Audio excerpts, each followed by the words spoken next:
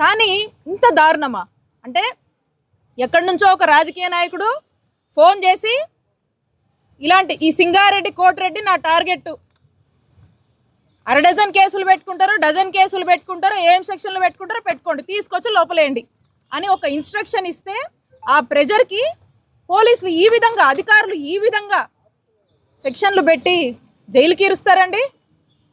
ఇదెక్కడ న్యాయం?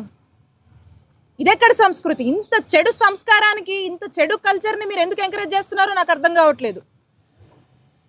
ఎల్లకాలం ఇదే ప్రభుత్వం కాదు, నేను హెచ్చరిస్తున్నాను ప్రతి ఒక్క ఆఫీసర్లని. ఎల్లకాలం ఇదే ప్రభుత్వం కాదు.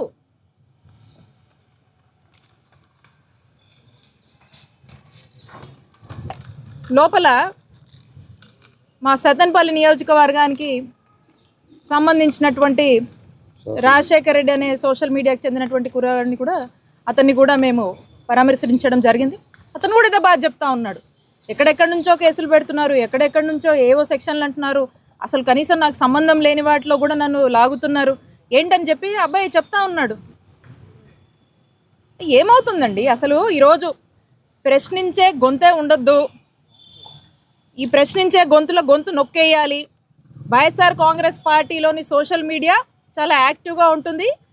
ఈ ప్రభుత్వము ఏవైతే మోసపు హామీలు ఇచ్చి సూపర్ 6 అని అవ్వని ఇవని చెప్పి మరి ఏ విధంగా అధికారంలోకి వచ్చారో, వాళ్ళు అధికారంలోకి వచ్చిన దగ్గర నుంచి కూడా వాళ్ళు చెప్పినటువంటి, వాళ్ళు మాట్లాడినటువంటి మాటలు, వాళ్ళు చెప్పినటువంటి మేనిఫెస్టో, వాళ్ళు చెప్పినటువంటి సూపర్ 6ల మీద ఏమాత్రం కూడా దృష్టి పెట్టలేదు.